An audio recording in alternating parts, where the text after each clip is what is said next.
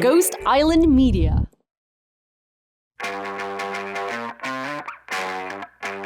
Bonjour, ici Aurélien Rossanino pour Ghost Island Media. Je suis journaliste culturel à Taïwan. J'écris sur la scène musicale indé taïwanaise, sur la culture et sur la subculture. Et mon invité du jour est à 12 000 kilomètres de distance et à 12 heures de décalage horaire.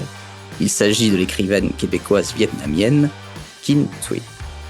Comme vous savez, quand on écrit, on est en train de faire la liste de nos fantasmes, en fait. On aurait aimé avoir une vie aussi trépidante que celle de nos personnages.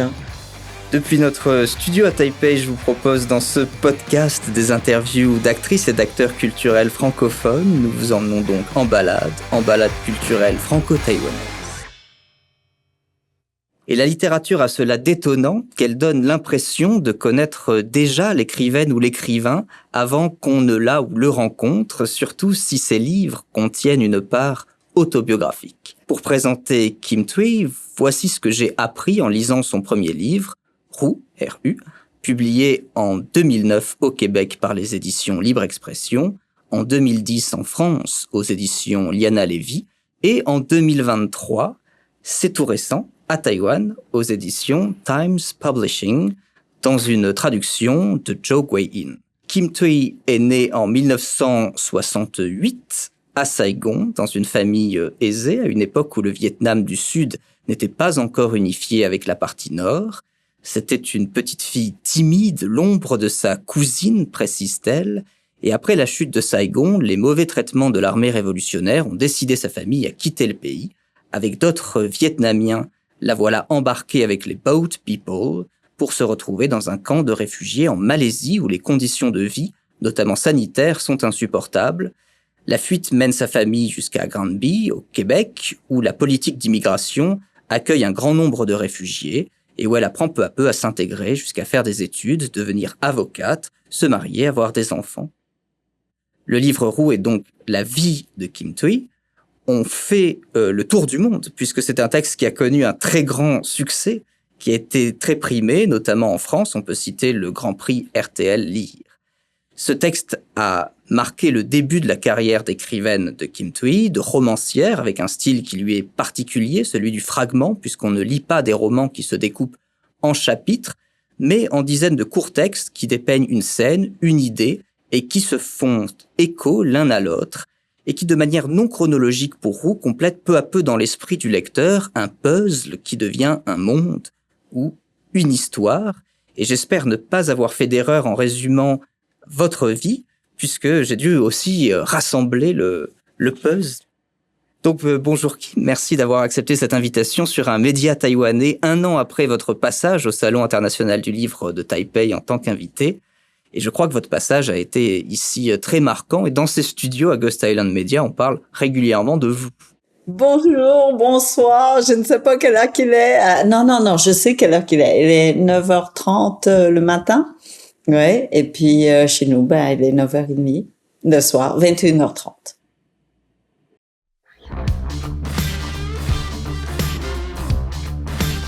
Combien de temps vous étiez resté à Taïwan quand vous êtes venu pour le Salon du Livre ?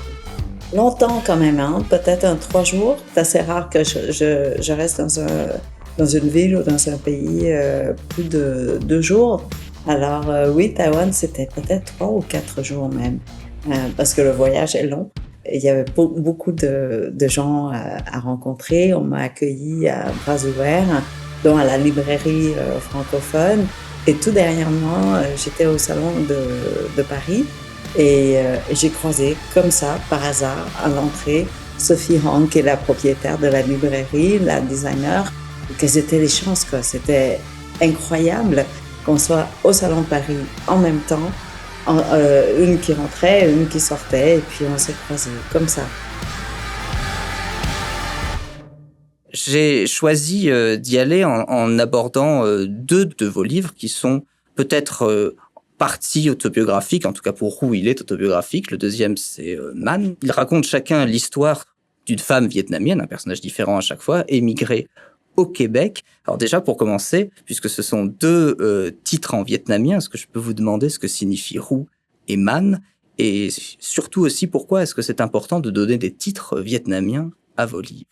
Je ne crois pas que c'était important ou pas de nommer les livres avec des mots vietnamiens. Je crois que c'est intéressant, en fait, de présenter la langue vietnamienne qui s'écrit avec le même alphabet, avec les mêmes lettres. On peut avoir un autre sens complètement, mais parfois qui se rejoignent, comme dans le cas de rue. Voilà, rue en français, c'est un vieux mot qui n'est plus utilisé ailleurs qu'en Bretagne, je crois, et qui veut dire la petite ligne d'eau, vous voyez, qui descend de la fonte des neiges. Et puis en vietnamien, Ru veut dire bercer un enfant jusqu'au sommeil. Alors, le même son, hein. Il y en a un que c'est, voilà, une ligne d'eau, et puis l'autre, bercer un enfant jusqu'au sommeil. Et pour moi, ces deux définitions ont un point en commun. Les deux expriment quelque chose de très petit, que très souvent on oublie. Hein, une berceuse, on chante à l'enfant, on espère que l'enfant s'endort bien avant la fin de la berceuse. Et puis la petite ligne d'eau, on parle des rivières, on parle des océans, on parle des lacs et tout ça, mais très souvent on oublie de parler de toutes ces petites lignes qui ensemble font rivière, font océan. Et la même chose pour la berceuse, c'est tout petit. Ça semble être un geste presque inutile, hein, parce que l'enfant, quand on chante la berceuse, très souvent, l'enfant est encore très jeune, donc ne comprend même pas les mots. Tout au plus, l'enfant ressent, la mélodie ou le rythme de la chanson. Mais je crois que c'est un geste extraordinaire qui contribue à créer des humains plus équilibrés, en ce sens où ces bébés qui ont reçu cette attention d'un parent ou d'un adulte va se sentir en sécurité ou sinon rassuré. Et donc, on construit l'humain à partir de ces tout petits gestes tous les jours. Et pour Et puis Man? man, ah oui, vous m'avez demandé pour man. Man veut dire quelqu'un qui est comblé, en fait, qui est dans la plénitude, dans la sérénité. En fait, il n'y a pas de traduction exacte pour man, mais on tourne autour de cette notion-là. Vous voyez, quelqu'un qui est assouvi, qui n'a plus besoin, qui n'a plus de désir, en fait. Et en français, ça veut dire homme.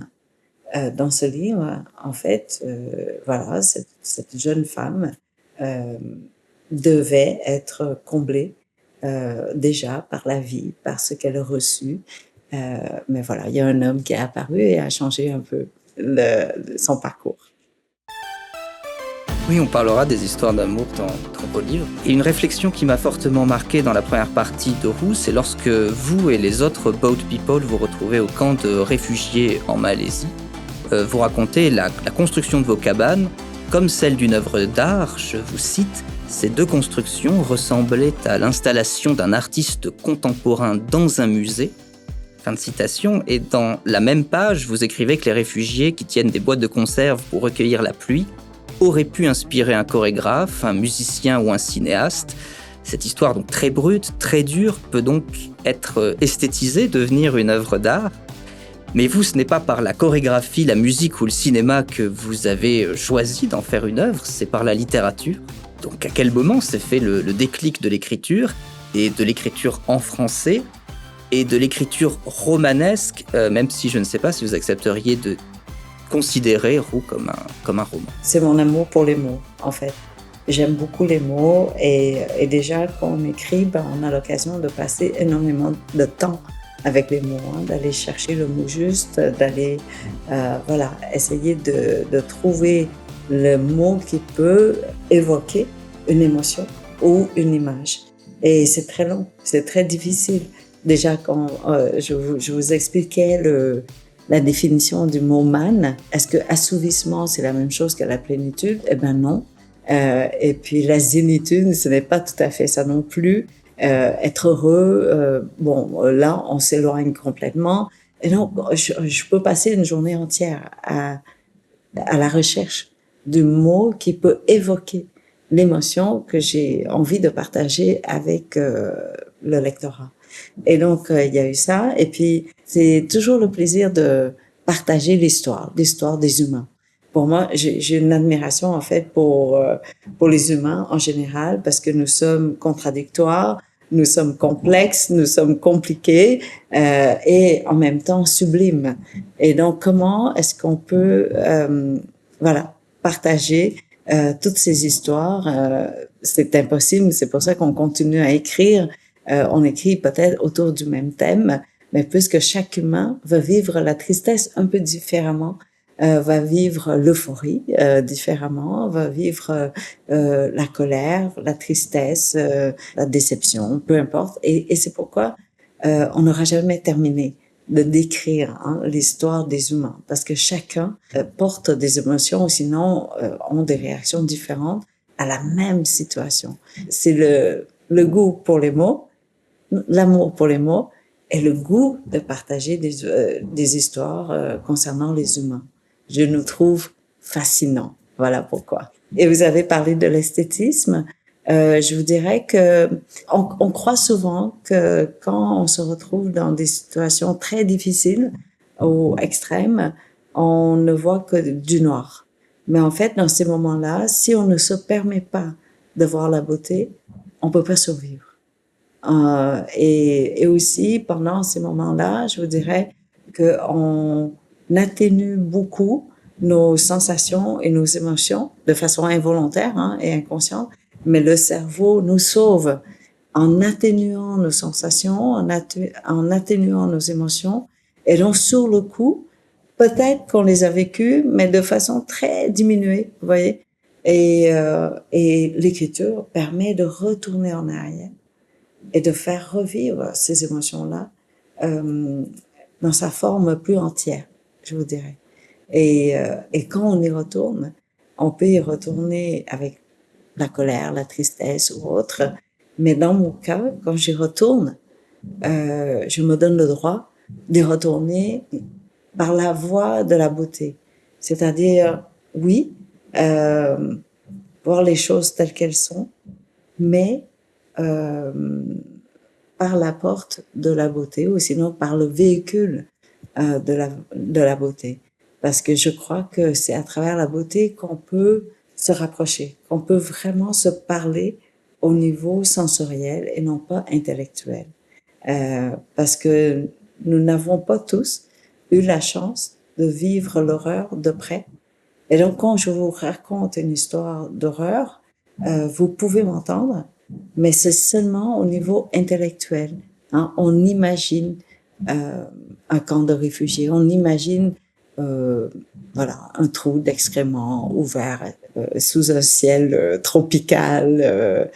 Et donc, oui, on peut imaginer, mais il reste cette distance entre le lectorat et moi, j'ai l'impression. Alors que la beauté, on a tous eu la chance de vivre la beauté au moins une fois, d'avoir vu le ciel bleu, d'avoir senti une fleur, d'avoir goûté quelque chose de bien. Et donc, je crois que la beauté nous permet de se rejoindre au niveau du nombril, en fait, au niveau des tripes, vous voyez, au niveau vraiment plus primitif, probablement. Et voilà. Et là, on se parle humain à humain. On ne parle plus à l'intellectualisation du sujet.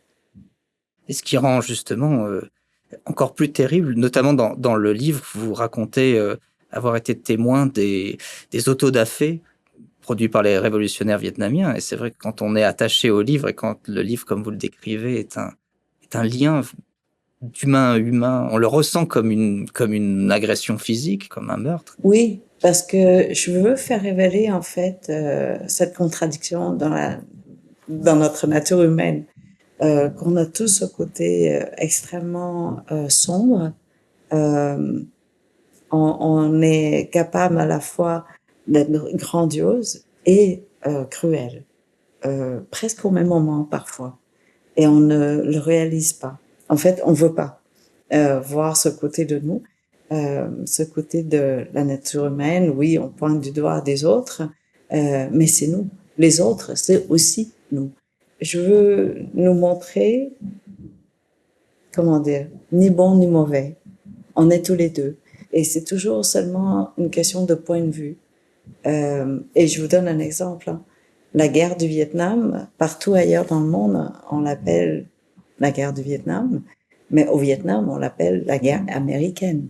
Et donc déjà, on a deux points de vue, on a deux façons de voir, d'interpréter cette guerre-là, et de vivre cette guerre-là, selon qui nous sommes.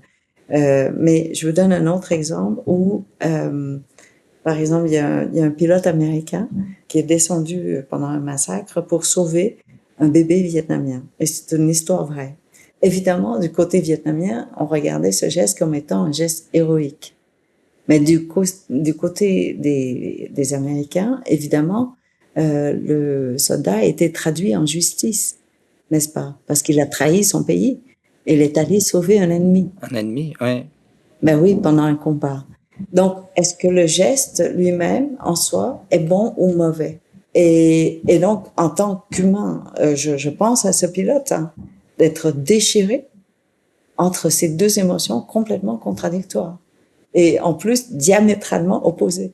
Pour moi, c'est important de faire révéler le laid et le beau côte à côte pour qu'on puisse le comparer encore mieux. Hein? Ouais, je pense que deux couleurs, hein, c'est ça. Si on a que le rouge, on ne sait pas c'est le rouge. Il faut avoir, voilà, moutarde et rouge pour voir que, ouais, la vie est beaucoup plus compliquée qu'on le croit, quoi.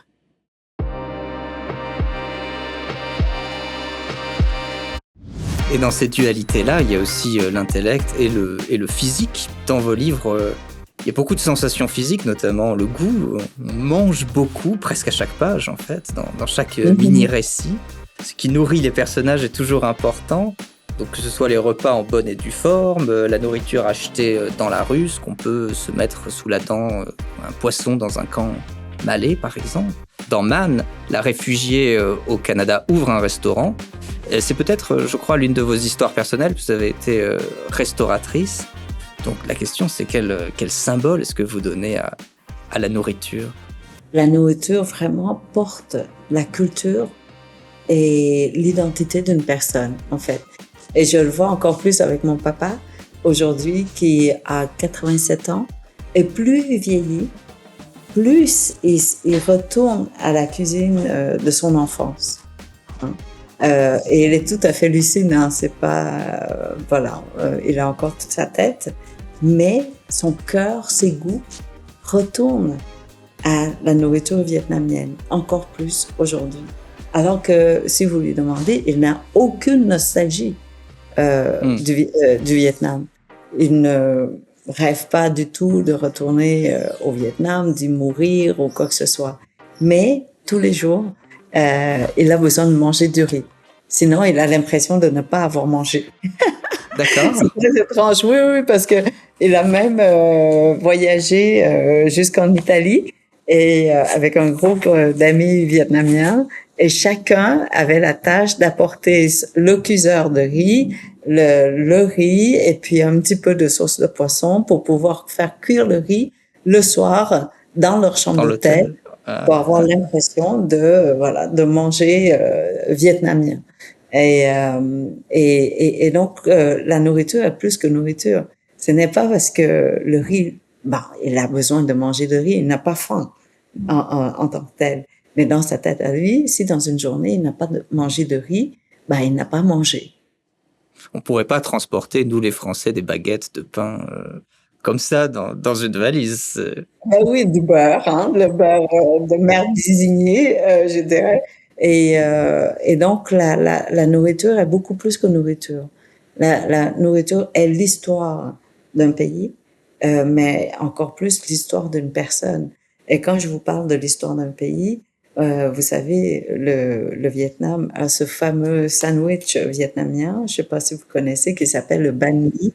Ouais. Oui. Et le banh mi porte l'histoire de la colonisation française au Vietnam parce que le Vietnam n'utilisait pas la farine de blé, n'avait pas la culture du four pour cuire ses baguettes, n'est-ce pas? Mais les Vietnamiens ont vietnamisé ce sandwich. Au départ, je crois que c'était tout simplement un jambon beurre, mais D'accord. on a ajouté évidemment du jambon à la vietnamienne avec la quenne parce qu'on aime tellement la texture. Et après, évidemment, le concombre, le daikon, carotte, coriandre et un peu de sauce de soya, la mayonnaise et tout. Et donc, ce sandwich-là est devenu vietnamien.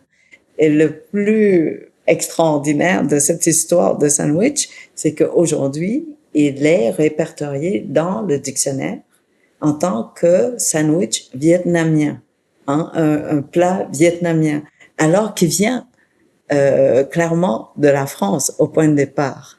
Vous voyez, mais il retourne dans un dictionnaire français en tant que plat vietnamien.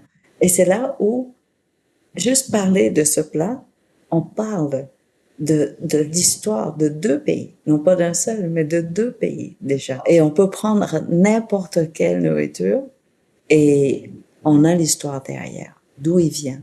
Par exemple, le café. Le Vietnam a la culture du café depuis la colonisation. Et c'est pourquoi Starbucks est rentré au Vietnam très tard. Parce que le Vietnam a déjà le café. Il n'avait pas besoin que Starbucks introduise le café, vous voyez. Alors que dans certains autres pays, où il y avait moins de culture, de la culture du café, on s'est reposé sur cette compagnie américaine. Je vous donne ça comme exemple. Hein. Et ça résonne beaucoup avec le contexte taïwanais, puisque effectivement le café a été importé par les Japonais pendant la colonisation à Taïwan. Et le banh mi, effectivement, on imagine, qui est très populaire aussi à Taïwan, qui est aussi très populaire bien sûr en France, on n'imaginerait pas quelqu'un qui ne soit pas vietnamien préparer le banh mi. On considérait que c'est un faux banh mi si c'est pas un cuisinier vietnamien qui le prépare. Alors que, voilà, ses origines sont françaises. Oui. Et il y a aussi le contenant qui est important comme dans la littérature, le contenant est aussi important que le contenu. C'est un très petit détail, mais ça m'a frappé. Dans les deux romans, il y a le bol qui est un souvenir précieux, qui devient un souvenir précieux. Dans Mans, c'est un bol en plastique jaune décoloré, qui est le dernier souvenir conservé du père d'un des personnages, le personnage de Hong. Et dans Roux, ce sont les bols bleus aux anneaux d'argent que vous avez gardés de votre tante.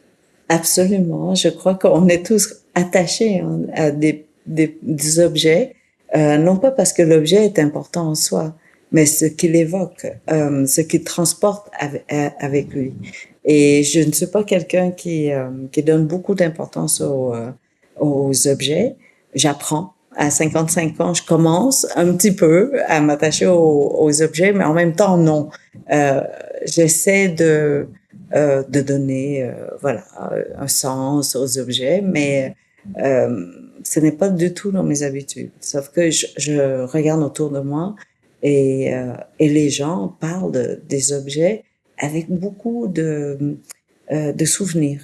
Hein, pour eux, c'est de retourner en arrière, de retourner dans ce voyage qu'ils ont fait en Égypte ou ailleurs. Et donc, les gens ont besoin d'un objet pour se souvenir.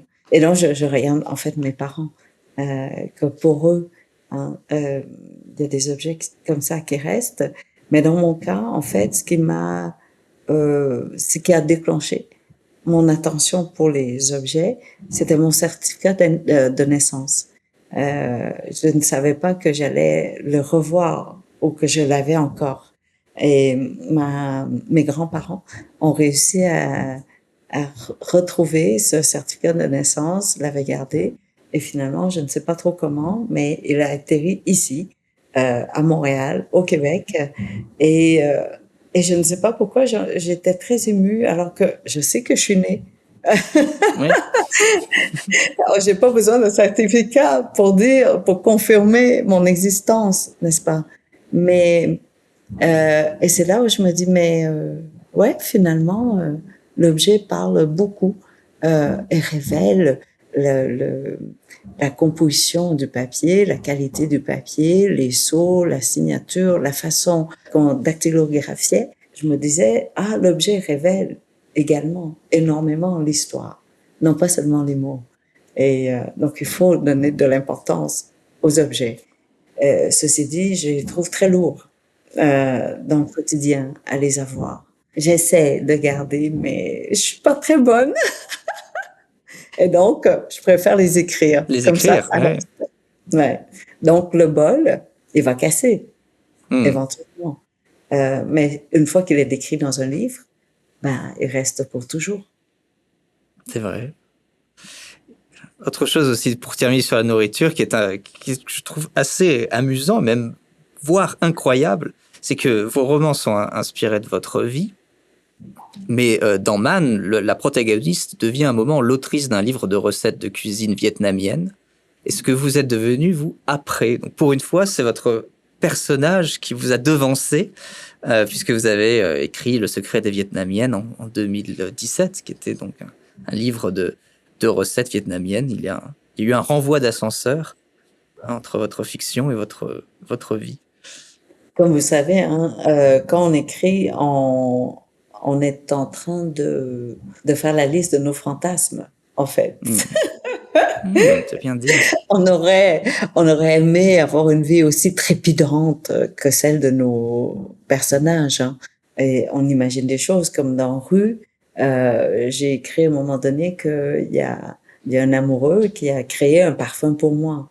Dans la vraie vie, il y a personne qui a pensé à me créer un parfum.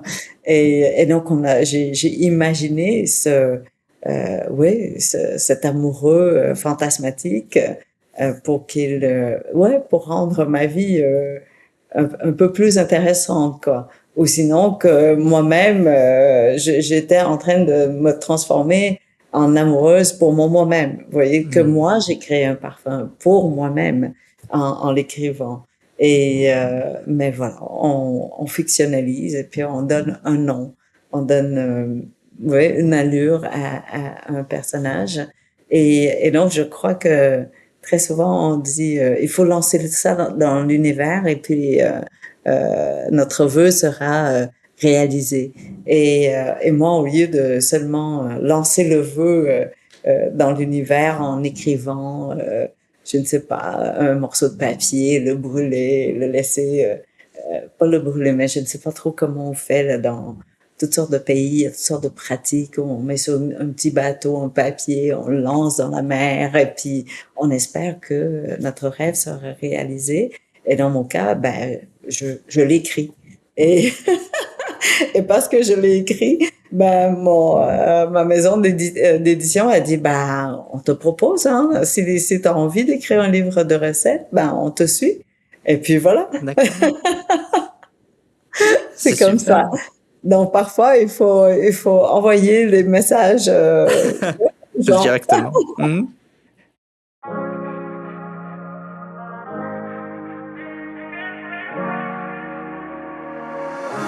Oui, parlons des histoires d'amour, parce qu'en fait, ce sont aussi, comme le style est fragmenté, parfois il y a des mini-romans. Il y en a un qui m'a beaucoup touché, qui est une histoire d'amour déçue d'une page, qui fonctionne un peu comme un film muet. C'est dans Roux, une analphabète et un jardinier qui tombent amoureux. Le jardinier lui offre une portion de riz collant dans une feuille de bananier, donc encore la nourriture. Ils ne se disent rien et un jour, ce jardinier disparaît et cette femme analphabète laisse juste une feuille noircie de points d'interrogation à votre mère, à la mère du personnage qui vous représente. Et puis elle disparaît elle aussi. Dans ce roman d'amour miniature, les personnages ne connaissent pas leur propre histoire. C'est vous, la narratrice, qui en avez le fin mot, qui savez que le jardinier a été forcé de partir parce qu'il n'a pas pu obtenir la main de cette fille auprès de sa famille. Donc écrire, c'est parler aussi du silence des autres, pas seulement du sien. Il y a beaucoup de silence aussi qui revient comme thème, le silence qui pourrait advenir lorsque les marchandes de rue vont disparaître et vont ne plus chanter dans la rue. Je suis tellement touchée que vous mentionnez ce passage, alors que Rue existe depuis 15 ans. J'ai fait beaucoup de rencontres, j'ai répondu, mais vraiment beaucoup, mais personne n'a mentionné cette page, alors que pour moi, c'est une histoire qui m'a habité pendant très longtemps. Et c'est une histoire, en fait, qui révèle les injustices sociales. Et c'est beaucoup plus qu'une histoire d'amour. C'est l'histoire euh, d'une, de la condition humaine, encore une fois. Comment est-ce qu'on crée ce genre de structure sociétale qui empêche les gens de s'aimer, tout simplement. Et oui, il y a tout ce silence très souvent, je pense qu'en Occident, on considère que le silence est négatif. On associe à des situations presque d'opprimés quand on ne peut pas parler. Mais dans d'autres pays, d'autres cultures, le silence peut aussi être un sacrifice, peut aussi exprimer de l'amour. Et dans ce cas-ci, voilà, la petite boule de riz. Parce que les Vietnamiens, on ne sait pas bien verbaliser les émotions. Ou sinon, on fait pas du tout. En fait, très peu d'émotions sont exprimées oralement. Et donc, l'amour, très souvent, est exprimé à travers la nourriture. Et donc, ces boules de riz, pour moi, représentaient la façon qu'on exprime notre amour sans rien dire. Donc, on peut le faire en silence, mais de façon très concrète. Hein. Alors que oui, en Occident, c'est beaucoup plus abstrait. On dit des mots, on dit je t'aime et tout, mais qu'est-ce que ça veut dire exactement? On ne sait pas. C'est une émotion qu'on essaie de rendre tangible, mais autrement, on le dit. Alors qu'au Vietnam, parce qu'on ne sait pas comment le faire, donc on doit chercher des façons très concrètes pour démontrer cette émotion. Et cette femme, elle n'a jamais dit au jardinier qu'elle était amoureuse de lui, sauf le fait d'être présente tous les jours et d'avoir accepté cette boule de riz tous les jours. C'était sa réciprocité, si vous voulez, pour cet amour-là. Et comme ça, parce qu'elle est analphabète, elle ne savait pas non plus comment demander pourquoi. Pourquoi soudainement tu n'es plus là? Et il n'y a que ce point d'interrogation qu'elle avait appris à écrire. Et le silence, vous savez, j'ai vécu entre l'âge de 7 ans jusqu'à l'âge de 10 ans sous le régime communiste. Mais aussi, c'était un régime communiste en transition. Donc, c'était très compliqué parce que il y avait toutes sortes de chaos qui se créaient autour de cette transition-là. Et donc, on était obligé d'être dans le silence. De un, on avait tous ces soldats qui nous surveillaient, et par la suite, on avait, on devait dénoncer tous les actes anti-révolutionnaires, anticulturels, enfin, vous connaissez. Et donc, à 7 ans, je vivais, en fait, dans une famille où on devait rester silencieux pour aimer les uns des autres, pour ne pas faire porter le poids de l'information sur le dos de l'autre. Parce que sinon, à 7 ans, il fallait que je mente à l'école, que je dise que non, je n'ai pas entendu mon père écouter de la musique, que je n'ai pas vu ma mère lire, par exemple, des livres, parce que c'était interdit. Quand on vit dans ce silence-là, on n'apprend pas les émotions, on n'apprend pas les sensations, mais en même temps, on est en observation énormément. Et donc, le silence parlait très fort aussi. Et le silence parlait de toute cette peur, de toute cette censure qui nous entourait, vous voyez. Et alors, le silence parle énormément. Et quand j'ai eu la chance de retourner travailler au Vietnam en tant qu'avocate, dans les années 90, les journaux étaient caviardés. Vous voyez, il y avait des mots complètement noircis. Et donc, on nous impose le silence. Mais en même temps, si on regardait ces mots enlevés, on comprenait exactement où étaient les points sensibles, n'est-ce pas? Donc, ce silence-là était très, très fort. On entendait très, très fort ce silence.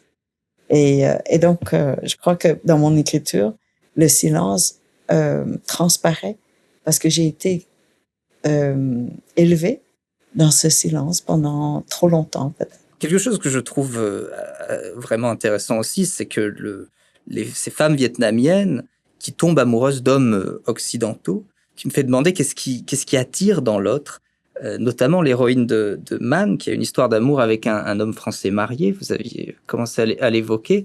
Et là aussi, je trouvais le triangle amoureux assez fort, assez symbolique, puisque l'histoire d'amour Vietnam-France se fait par le truchement du Québec. Ah oui, parfois, hein, il faut, comment dire, un médiateur qui est le Québec pour pouvoir parler de cette histoire entre la France et le Vietnam.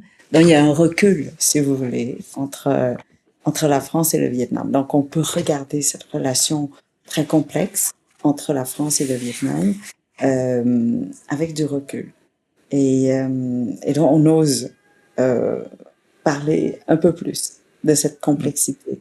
Parce que entre la France et le Vietnam, oui, parce que c'est une histoire de colonisation, mais on oublie que même dans une relation aussi aussi difficile, il y a aussi parfois l'amour. Et j'ai appris en fait de mon co-auteur que très souvent, dans une relation où il y a deux forces, enfin une personne qui est plus forte que l'autre, il y a dominant et dominé, étrangement, la personne plus faible va aimer la personne qui domine. Parce que c'est une relation de victime et bourreau. Hein. Donc, on dit souvent en anglais « love and hate ». Pourquoi? Parce que la personne la plus forte à côté de nous, c'est notre bourreau, n'est-ce pas? Donc, il y a une certaine admiration, même si on le déteste, on a dit, mais il est plus fort que moi. Et donc, je voulais, en fait, révéler un peu cette complexité et cette contradiction dans le cœur des humains, quoi. Le dominant n'est que dominant. Mais en fait, il est aussi influencé par le dominé. Et on revient encore à l'histoire du sandwich. On croit que, le Vietnam était seulement le pays colonisé. Donc, il ne pouvait pas influencer la culture du pays colonisateur. Mais en fait, non. Pas seulement qu'on influence, mais on s'approprie complètement quelque chose qui appartient clairement à la France, n'est-ce pas? Un jambon beurre, ça ne peut pas être plus français, je crois. Et aujourd'hui, voilà, les Vietnamiens se sont appropriés de ce plat, mais pas que. Il y a un retour vers la France dans un dictionnaire français. C'est une relation très complexe. C'est comme vous qui, par le truchement de la langue, devenez une écrivaine francophone. Mon français, je dois faire cette précision, c'est que j'ai appris mon français au Québec. Oui. Il y a quand même une relation complexe entre le Québec et la France, je le dirais comme ça. Et donc, mon français est un français québécois, en plus. Soit on appelle cette langue le québécois, soit on me considère comme étant francophone. J'ai appris le français du Québec et c'est une langue très spécifique. Et encore une fois, le Québec s'est approprié de cette langue et l'a fait évoluer selon son contexte, c'est-à-dire un contexte teinté de la culture anglophone, de l'efficacité de la langue anglophone à l'intérieur de la langue québécoise. Vous voyez? Et c'est ça qui est intéressant, en plus, qu'aujourd'hui, il y a beaucoup de mots qui sont inventés au Québec qui se retrouvent dans le dictionnaire français ou, voilà, comme étant des mots à adopter, quoi. À l'inverse.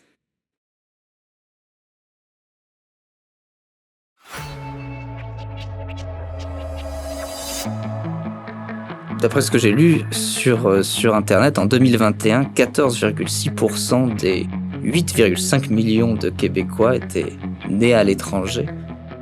Donc il y a de toute façon une nouvelle forme d'identité, en fait, tout simplement. Ben, partout. Je crois qu'aujourd'hui, ou peut-être, mais j'ai dit aujourd'hui, mais depuis toujours, on a toujours migré. Hein. Tout le monde a bougé depuis le début des temps. Les humains bougent. Aujourd'hui, c'est parce qu'on a créé des frontières et puis on a créé des catégories, on a des statistiques et donc on devient très spécifique, mais je crois que on a tous bougé d'un moment ou un autre et c'est pourquoi nous avons toutes ces cultures éparpillées un peu partout et c'est pourquoi même la tomate a voyagé. Pas seulement les humains, mais les humains ont fait voyager les tomates, le caoutchouc, tout, quoi, les EVAs. Et donc, non, on voyage et on voyage de plus en plus. Et c'est pourquoi c'est un peu triste en même temps parce que j'ai l'impression qu'on retrouve la même chose partout. On a trop mondialisé. Parce que aujourd'hui, on bouge encore plus vite qu'auparavant. Auparavant, peut-être qu'on bouge une fois et puis on reste sur le même territoire pendant 2 générations, 3 générations, 4 générations. Alors qu'aujourd'hui, on bouge en 1 ou 2 générations et puis il y a combien de Français, de Français carrément, qui vivent aujourd'hui à Montréal. On a eu, je pense, 100 000 jeunes Français qui sont venus vivre à Montréal. Et vous êtes à Taipei et d'autres, donc des poches francophones, je dirais des groupes francophones, il y en a partout.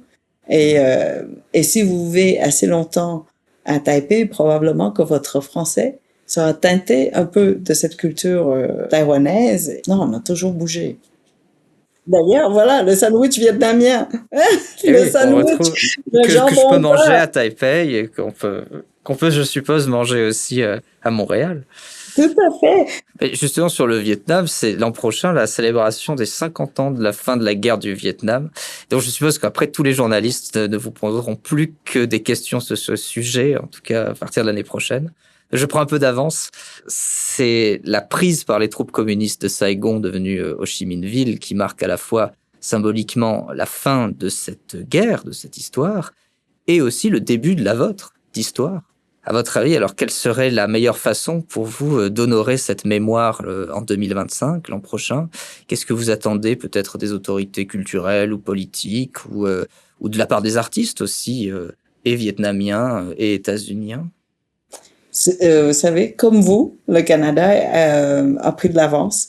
Cette année même, il y a 1 mois environ, ou 2 mois, le gouvernement Canada a reconnu officiellement l'arrivée des Boat People vietnamiens sur le territoire canadien.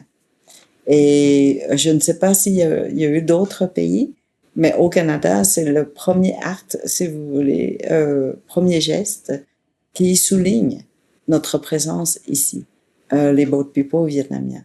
Et donc, je suis très heureuse que cette page existe officiellement et non pas à travers les romans ou à travers ce que je dis ou que les autres racontent. Et donc, pour les générations futures, on pourra au moins noter quelque part que les Boat People sont arrivés au Canada et que les Boat People ont existé réellement. Oui, parce que cette page-là n'existe pas au Vietnam et je crois qu'elle n'existe pas vraiment dans d'autres pays qui nous ont accueillis. Parce que mes parents ont aujourd'hui 80 et 87 ans. Donc, nous sommes très proches de les perdre. Et ils étaient les adultes témoins de cette tragédie. Et donc, j'espère qu'on célèbre, mais en fait qu'on continue. qu'on mette encore plus d'efforts pour aller enregistrer ces histoires, pour qu'on apprenne, en fait, des gestes inutiles ou sinon nos contradictions, je dirais. Parce qu'on aimait tellement ce Vietnam qu'on s'en est enfui. C'est ça qui est fou quand même. Est-ce que vous avez le sentiment de l'avoir reconstitué un peu, le Vietnam, ailleurs? Non. Non. Je ne crois pas qu'on a essayé de reconstituer. Ce qu'on a essayé, probablement, c'est de préserver ce qu'on a apporté avec nous. Mais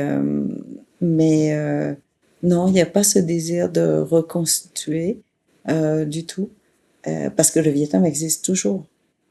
Donc, ce n'est pas un pays qui a disparu de la carte, vous voyez. Il existe toujours. Mais ce que je fais, par contre, c'est de me tenir au courant, d'être informée de ce qui arrive au Vietnam. Évidemment, il faut accepter qu'il n'est plus le même pays. Et c'est normal, comme tout pays, le pays évolue. Mais on vit tous un peu cette fragilité. J'espère que nous avons changé 50 ans plus tard. C'est-à-dire, 50 ans plus tard, quelle est cette évolution?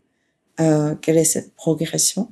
Quels sont les changements qui sont survenus durant les 50 dernières années? Est-ce qu'il y a des choses à changer ou il y a des choses à maintenir, vous voyez? Et ça ne sera pas simple parce que selon le point de vue de chacun, ces 50 ans seront interprétés différemment. Déjà, vous voyez, au Vietnam, on va célébrer la réunification du pays. Et puis, à l'extérieur du pays, ceux qui ont quitté vont pleurer la chute de Saigon.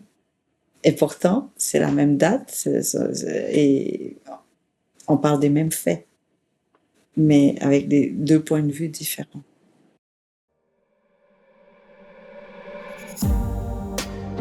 Pour finir sur les dualités, ça va être ma dernière question. Où est devenu un film récemment de Charles-Olivier Michaud l'an dernier. Et est-ce que ce médium cinéma a apporté une autre dimension à cette histoire que vous avez vécue, a mis en perspective des éléments différents de cette mémoire, ou de la mémoire du livre? Je vous dirais, un peu comme tout à l'heure, quand j'avais vécu ces années-là, la fuite et tout, j'étais dans le silence, dans l'absence des émotions et des sensations. Parce que quand vous êtes dans un camp de réfugiés, vous ne pouvez pas vous permettre de dire « j'ai faim ». Vous ne pouvez pas vous permettre de dire « ah, le Vietnam me manque » ou quoi que ce soit, parce que sinon, on ne passe pas à travers ces situations. Donc, je n'avais pas eu la chance de les vivre, ces émotions-là. Mais Charles-Olivier Michaud me les a offertes à travers le film. Et donc, j'ai eu la chance de retourner en arrière et de vivre ces émotions que je devais les avoir vécues, mais je ne les avais pas vécues. Et donc, c'est à 55 ans que je vis ce que j'avais vécu à 7 ans, 8 ans, 9 ans, 10 ans. Vous voyez, donc, c'est un cadeau immense en ce qui me concerne personnellement. Et ce qui est extraordinaire avec ce film, c'est qu'il semble pouvoir parler à beaucoup de gens, pas seulement aux boat people vietnamiens, ni seulement aux Québécois, parce qu'il a voyagé un peu et il a connu, je dirais, un grand succès ici au Québec. Et à chaque fois qu'il voyage à l'extérieur, je suis toujours étonnée comment une Syrienne peut se l'approprier, tout comme une Haïtienne, tout comme une Moldave. Vous voyez, des gens qui ont été déplacés, des exilés, des immigrés, qui, avaient l'impression que le film parlait d'eux. Et c'est peut-être ça le génie de Charles-Olivier Michaud, d'avoir fait un film qui évoque des émotions, plus que étaler des faits. Oui. Et quand on parle d'émotions, on a tous les mêmes émotions, en tous les humains. Donc voilà, je suis très admirative de son travail. Donc c'est vrai qu'on en revient pour conclure à ce que vous disiez au début, c'est la voie de la beauté qui permet justement de toucher au cœur, quelle que soit la situation personnelle, quelle que soit la situation politique, géopolitique, culturelle, puisqu'on finit tous par aimer, on finit tous par manger, on finit tous par sentir un parfum, on finit tous par lire, j'espère. Mhm. Et l'humain est extraordinaire d'avoir inventé le langage. Parce que c'est fou qu'un mot puisse évoquer une émotion. Que dès que je dis mélancolie, on comprend cette émotion-là. C'est quand même fou que des lettres très abstraites puissent aller transférer, voilà, un message très clair, une image très claire, mais surtout une émotion très claire. Quand on parle de colère, tout le monde comprend. Quand on lit le mot colère et on comprend. Et on ressent cette émotion-là. Et waouh! Voilà. Et quand on lit le dictionnaire, j'ai l'impression qu'on a le portrait des humains. Tout y est. Mais c'est vrai, parce que le dictionnaire, c'est quoi? On est allé identifier toutes les sensations, toutes les émotions. Oui, les connaissances, bien sûr, mais aussi, vous voyez, tout ça. Et donc, si vous êtes un extraterrestre et que vous arrivez sur Terre, si vous voulez comprendre les humains, vous n'avez qu'à lire le dictionnaire. Je vais essayer de le lire de A à Z pour voir, pour voir si c'est possible. Peut-être que vous voulez pas toutes ces contradictions. Hein? Ouais, c'est vrai.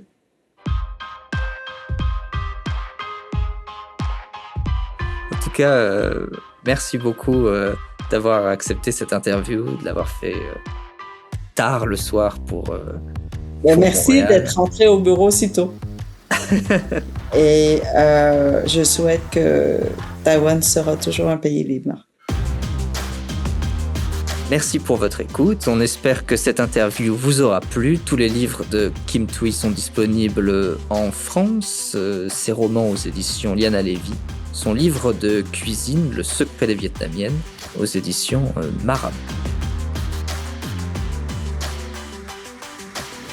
C'était Aurélien Rossanino pour Ghost Island Media. Au montage, Wayne Tsai. Productrice exécutive, Émilie Y. Wu. À bientôt pour la prochaine interview.